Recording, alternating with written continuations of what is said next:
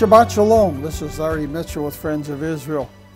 This morning we are going to conclude the message of Jesus had to the 7 churches. We are looking at the promise that Jesus gave to the church of Laodicea. Remember, the church of Laodicea represents the last days, apostate, liberal, seeker-sensitive, emergent church who has abandoned the Word of God for experience. Now, Jesus gives a promise in Revelation 3:20. Behold, I stand at the door and knock. If anyone hears my voice and opens the door, I will come into him and dine with him and he with me. We have to remember that it was the Holy Spirit who inspired the prophets who wrote the Bible what to write. 2 Peter 1:20 and 21 says, knowing this first, that no prophecy of Scripture is any private interpretation, for prophecy never came by the will of man, but holy men of God spoke as they were moved by the Holy Spirit. So the Bible was actually authored by the Holy Spirit. The second thing we have to remember is part of the Holy Spirit's ministry is to bring sinners to Christ. John 16:8, and when He, the Holy Spirit, has come, He will convict the world of sin, of righteousness, and of judgment. Now, a lot of people like to take Revelation 3:20 out of context. I've seen more than one evangelist on the street or in a church quote Revelation 3:20, or at least paraphrase it, and telling people something like this: Jesus is knocking at the door of your heart. Open your heart to Him and He will come into you and dine with you. Now, in reality, that evangelist is taking that verse out of context.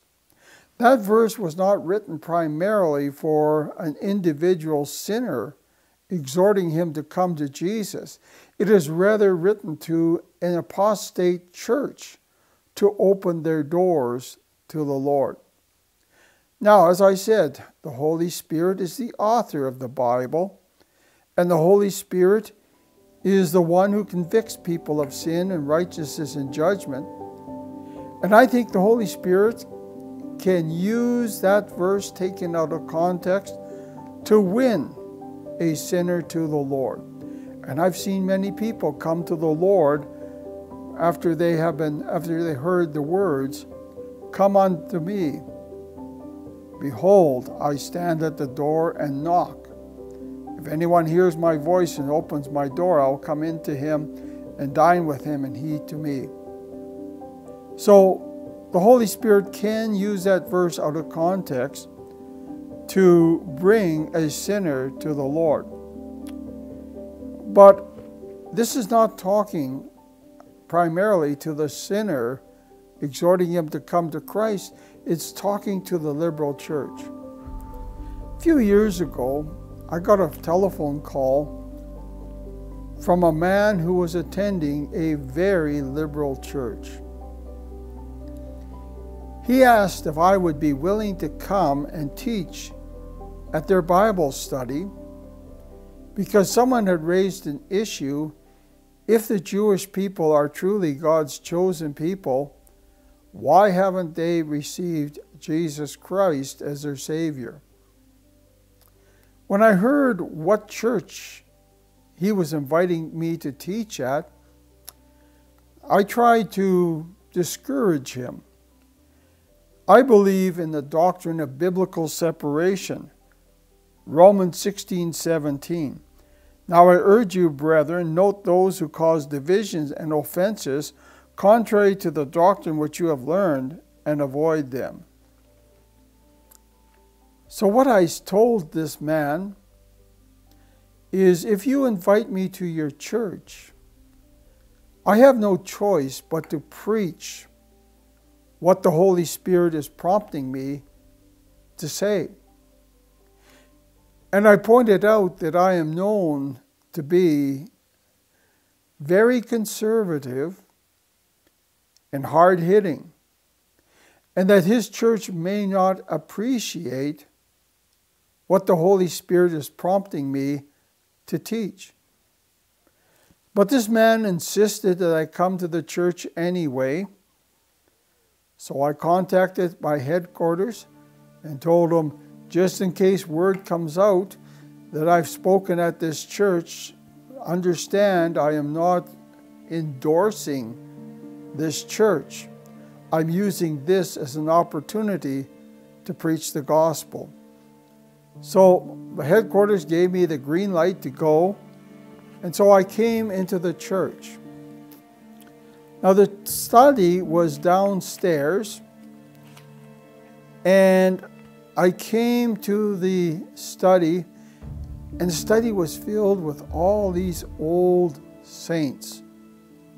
They'd been coming to this liberal church for years. And there was a time, once upon a time, many decades ago, where that church was evangelical, Bible-believing, preached the gospel, and souls were being saved. But they began to compromise. And now all that was left of believers was this small little remnant of believers who got saved decades ago in this church. Now I realized that I'd probably only get one chance to speak at this church. And so to answer the question why Jewish people have not come to the Lord, I decided to use Romans chapter 1, 2, and 3, in which Paul teaches of the depravity of the Jewish people, the depravity of the Gentiles, and comes to the conclusion that everyone is a sinner, undeserving of God's mercy and grace. Romans chapter 1 talks about the downward spiral of mankind to total depravity. And so, as I was going through Romans chapter 1, 2, and 3, I rested a few minutes on Romans 1, 26 and 27. For this reason I gave them up to vile passions. For even their women exchanged the natural use for what was against nature. Likewise also men, leaving the natural use of the women, burn in their lust one for another.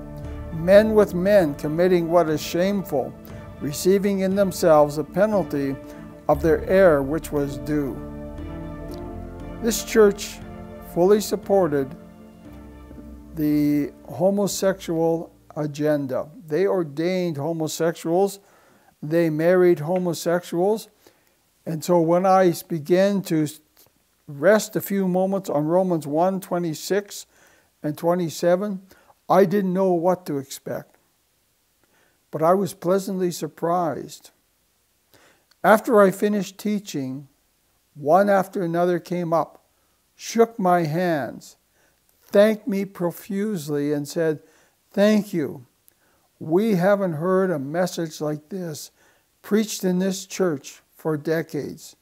You don't know how much this study meant to us." On the way out, I walked by another room in which another ritual was taking place. This room had several young people, all dressed in black, sitting around a circle which had candles all around that circle, and they were chanting. Now, I've had enough experience that when I walked by that church, or walked by that room, to realize that what I was probably seeing was young people engaging in an occultic worship or even witchcraft. And as I left that church, having been encouraged by the remnant of believers, I couldn't help think to myself of Jesus knocking at the door, trying to get into that liberal church, Behold, I stand at the door and knock. If anyone hears my voice and opens the door, I will come in to him and dine with him, and he with me. There is a very famous painting of Jesus knocking at the door. And so let me just take a rabbit trail just to talk about that painting for a couple of minutes. This is from Dr. H.L. Wilmington in his book, Wilmington's Guide to the Bible. Millions of Christians have doubtless viewed Holman Hunt's famous picture of Christ as the light of the world. Here the artist depicted Jesus wearing a crown of thorns and standing outside a door which represents the human heart. The painting now hangs in St. Paul's Cathedral in London. Philip writes, when it was first displayed, critics came to comments on the work. One of them turned to the painter and said, Mr. Hunt, you have painted a masterpiece, but you made one very serious mistake. You have painted the door without a handle. That is no mistake, replied the artist. The handle is on the inside. Jesus does not force any sinner to come to him. The door is on the inside. The handle is on the inside. It must be the sinner opening the door to Jesus, not Jesus opening the door to the sinner. Revelation 3:21, to him who overcomes will I grant to sit with me on my throne, as I also overcame and sat down with my Father on his throne. John had defined overcomers as those who put their faith in Jesus. 1 John 5:4 and 5. For whatever is born of God overcomes the world. And this is the victory that has overcome the world, our faith. Who is he who overcomes the world but he who believes that Jesus is the Son of God? If you have placed your faith in Jesus, you are a joint heir. As Jesus said, I will grant to sit with me on my throne. Romans 8, verse 17 says, and if children, then heirs, heirs of God, and joint heirs with Christ, if indeed we suffer with him, that we may also be glorified together. If you put your faith in Jesus the Messiah, you are currently a king. That is a present reality. Revelation 1, 5 and 6. To him who loved us and washed us from our sins in his own blood, and has made us kings and priests to his God and Father. To him be glory and dominion forever and ever. Amen. Notice he has made us kings and priests. That is a present reality. But there is also a future application. We read about that in Revelation 5, 9 and 10. As Jesus speaks to the church in heaven. And the church says, for you were slain, and you have redeemed us to God by your blood out of every tribe and tongue, and people and nation, and have made us kings and priests to our God, and we shall reign on earth. That's future tense. See, the saints are already in heaven when Jesus begins opening the seven seals. The first seal is the Antichrist. So the church must be removed from the earth to heaven before the Antichrist is revealed. Revelation 3:22. He who has an ear, let him hear what the Spirit says to the churches. This exhortation is repeated to each of the seven churches. However, when we get to the middle of the tribulation period, Jesus addresses the saints differently. Revelation 3:13, verse 9. If anyone has an ear, let him hear. Notice there is no mention of either the Holy Spirit or the churches. Why? Because the church was removed before the identity of the Antichrist is revealed. 2 Thessalonians 2, 7 and 8. For the mystery of lawlessness is already at work. Only he who restrains will do so until he is be taken out of the way. And then the lawless one will be revealed, whom the Lord will consume with the breath of his mouth and destroy with the brightness of his coming. This concludes the things which are Jesus' message to the 7 churches. Next week, we begin the 3rd segment of the book of the Revelation, the things which shall be. We're going to be looking at what happens after the church has been raptured. Shabbat Shalom. This is Larry Mitchell with Friends of Israel.